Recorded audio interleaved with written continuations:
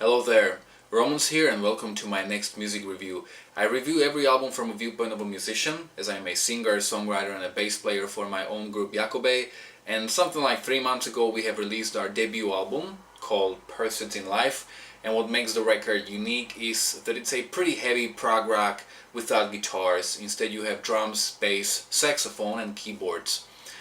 The first single of the record, called We're Building Our Own Monument, is on my YouTube channel. You can check that out and let me know whether you like it or not. And in the description of that video you can find all the information about where's the record available. It's available on all digital platforms like Spotify, Tidal, Deezer, Amazon, iTunes, but also in this Digipack CD format with a beautifully illustrated 20 pages long booklet, which if you like buying CDs, I think you will like. And today we're going to review the new album from Daron, Malakian and Scars on Broadway, I hope I pronounced his name right, called Dictator. Music review. Music review.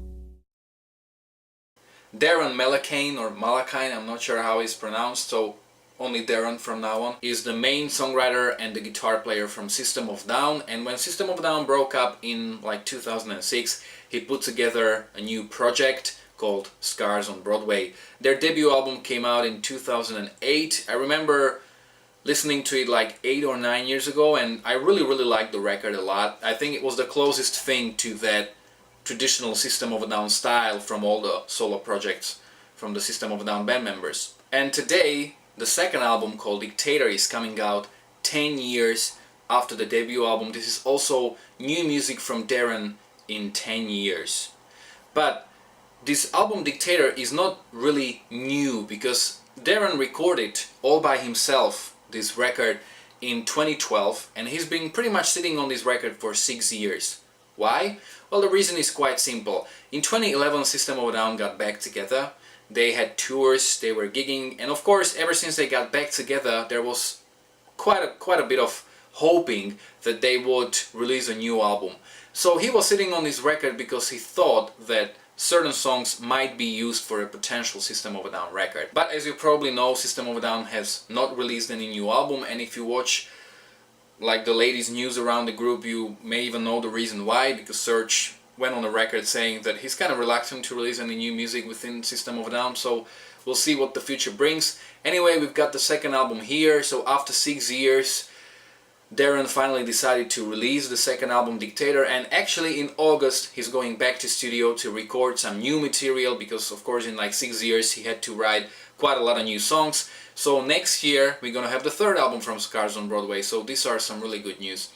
So I've heard the new album Dictator 5 times as of now, so let's dive right into the record. Before I even start, there will be probably some comparisons to System of a Down. I don't think it's really a problem that this record sounds a lot like System of a Down, as Daron was like responsible for 95% of the music in the band. So the album opens up with the first single, Lives, which I remember listening to when it came out. It has very strong mesmerize / hypnotize kind of style.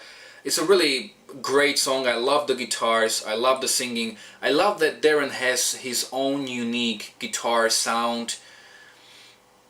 Then the second track, Angry Guru, is that song. It has that kind of a strange songwriting that I really liked from System of a Down and from Daron in particular. It's kind of funny in a way, I really love it.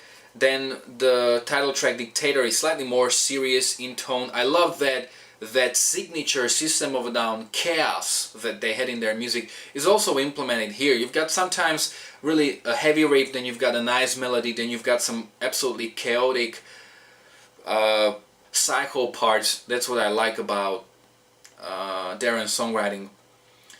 Fuck and Kill is a song that has a very strong Eastern flavor.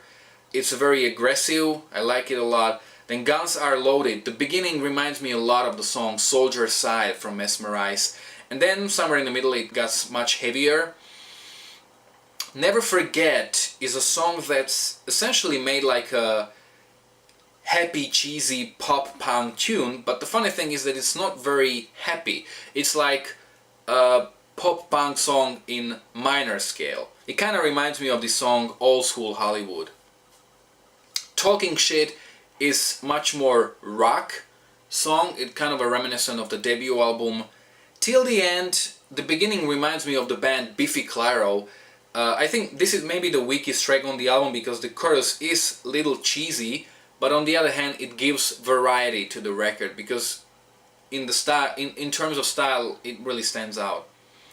We Won't Obey is another one of those heavy, very System of a Down styled songs. I really love Daron's riffs. Yet again, this is a great example of heaviness mixed with strong melodies. Sickening Wars is a raw punk-like tune. Then you've got, I'm not sure how this is pronounced, GMO or whatever. It's a very calm, almost bluesy instrumental with a little bit of that oriental flavor. And the last song, Assimilate, is another heavy rock tune. And I really love Daron's screams. I'm kind of sorry that he doesn't use them more often on the records. So to sum up, I really enjoy this record from start to finish. I think it's a very good album. If you're watching this review and if you know Scars on Broadway, I guess that you're a big fan of System of a Down. And if you feel like you're tired of listening to System of a Down, like you've heard those songs way too many times, and you want to hear something that's as close to that as possible and sounds fresh and is actually new music, then check this record out. I really love Daron. I hope he keeps releasing new music more often than like once in the 10 years, but as I've mentioned already, he's planning to release a third album next year. So if you have heard this record, you can let me know how well do you think it compares to the debut album from Scars on Broadway. Maybe how well does it compare to the works from System of a Down. If you like this review, don't forget to like. You can also follow me on Facebook or on Instagram. You can find links to both in the description of this video below. And don't forget to subscribe to check out my own original music, some other reviews, or Worst to Best, which is a new sort of a series that I started. So, thanks a lot for watching.